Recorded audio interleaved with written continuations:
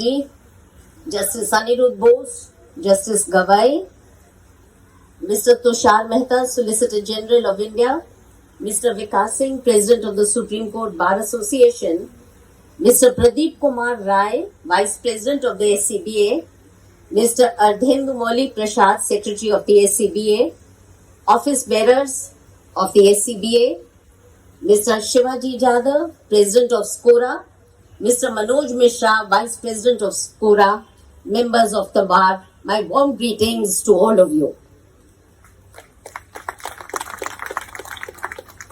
After my post-graduation in 1977, I was strongly inclined towards a career in academics and did take to teaching for some time as a lecturer in political science. The study of law came 2 years after my post-graduation and was almost handed down as a paternal heritage from my dad, who believed that no education was complete without having studied law. He often quoted Immanuel Kant, who said that, and I quote, "Concepts without precepts are empty, and precepts with concepts are blind." So I followed the paternal will and took admission in the Delhi University in 1979 in the evening law college at Mandir Marg, because I was teaching in the morning, so that's how I combined my time.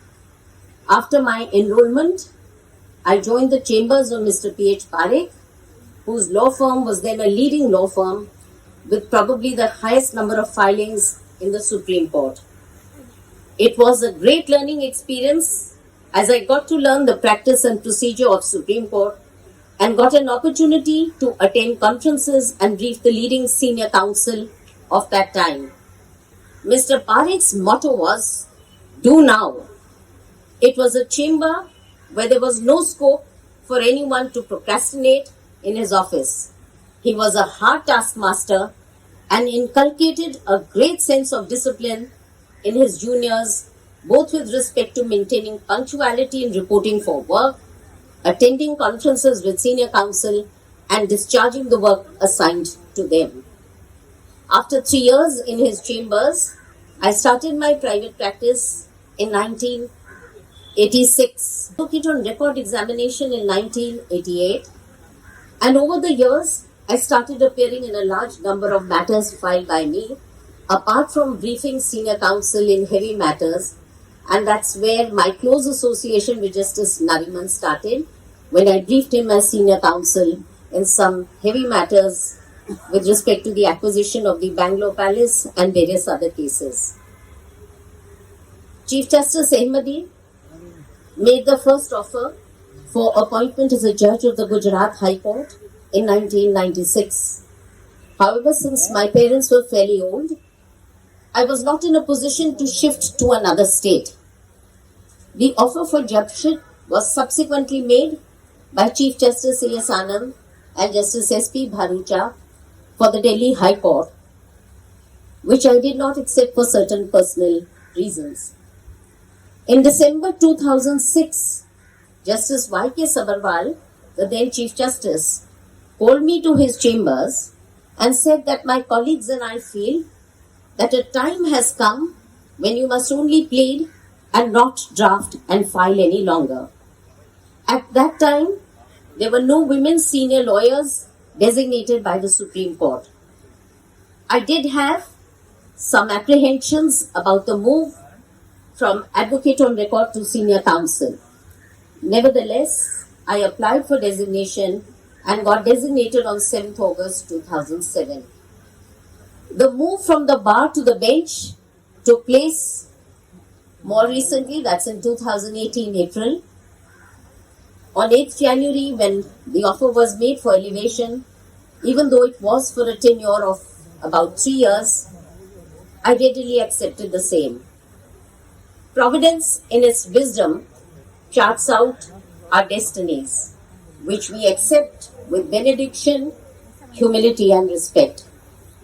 Since I was the first woman to be appointed as a judge of this court from the bar, I certainly felt a special responsibility since I felt that the way I conducted myself as a judge should pave the way for more women to be appointed as judges of this court from the bar in future.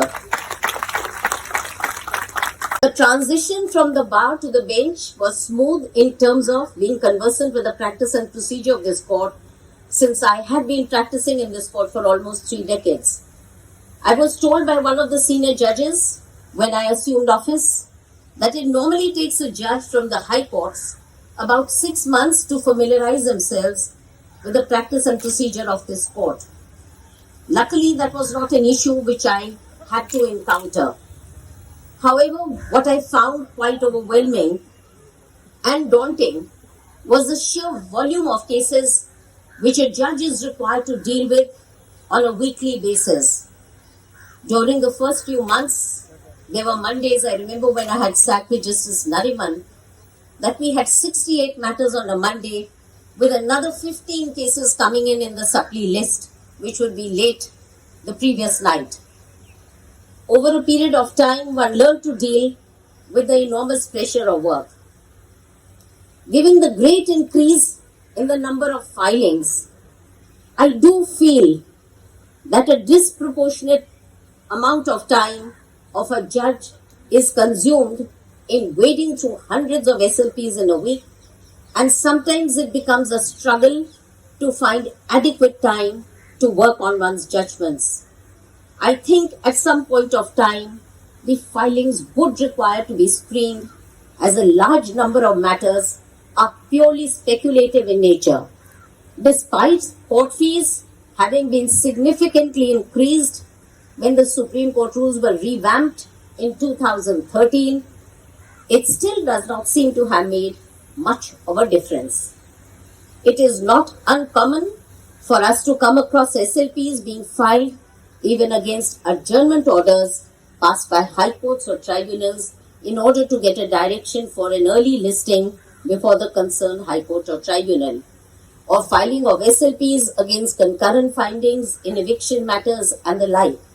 Such matters, I do feel, are a waste of judicial time of a constitutional court. After assuming office as a judge, one's perspective changes entirely. The focus is only on doing justice and balancing the interest between the contesting parties and finding a pragmatic way forward. Justice Potter Stewart, a judge of the US Supreme Court, said, and I quote, "It is the first duty of a justice to remove from his judicial work his own moral or philosophical or political or religious beliefs, and not to think of himself as a philosopher king who can just apply his own ideology. This is not a hierarchical organization. Your boss is only the Constitution and the law, but they can be hard and should be very strict bosses." I have found judgeship to be a great learning and enriching experience. As a judge, one is required to deal with a variety of cases pertaining to different branches of law which one had not dealt with in private practice. However, one learns as one goes along from colleagues at the bench, submissions made by counsel, one's own research and understanding of the law. Dispensing justice has certainly been a greatly fulfilling experience. A judge gets a great sense of satisfaction when a long-drawn litigation is brought to a close or relief is provided to the voiceless or underprivileged sections of society. Within 3 months of my elevation, I got the opportunity of being a member of the Constitution bench, and the most moving moment was on 6 September 2019 when the judgment was delivered by the Constitution bench in the LGBT case. As the judgment was pronounced that consensual same-sex relationships amongst adults was not a criminal offence, The emotion which swept through the courtroom was indeed quite overwhelming.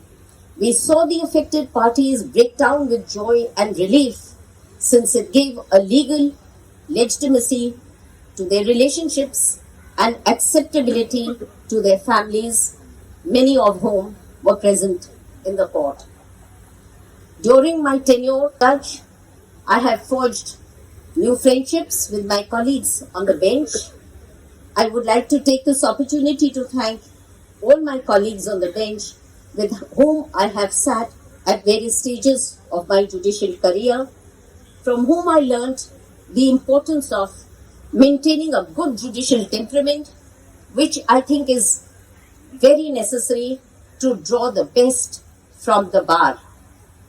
It is necessary to inculcate a good work ethic in the office of delivering judgments within a reasonable period after the hearing is concluded.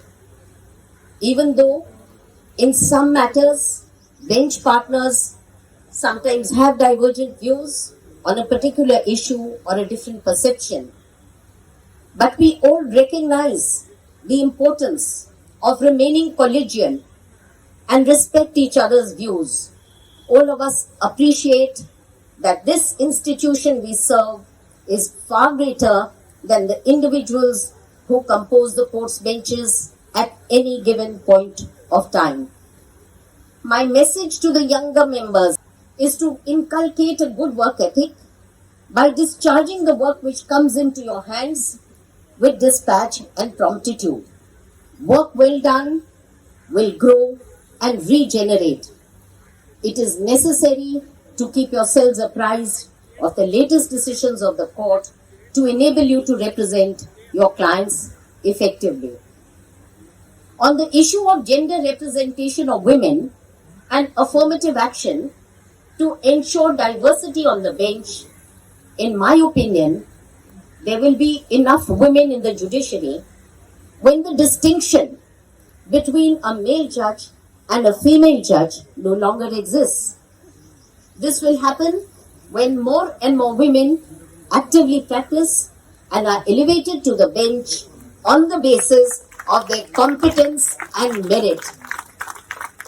I do not believe in representation being merely symbolic on the basis of our gender. We do not want meritless tokenism. I believe in meaningful gender parity and not symbolic parity. Judicial work requires a tremendous amount of dedication, hard work, and legal acumen in comprehending the issues raised and deciding it in accordance with law. When I joined the profession in the early 1980s, there were very few women in the legal profession and were practicing mostly as advocates on record in the Supreme Court.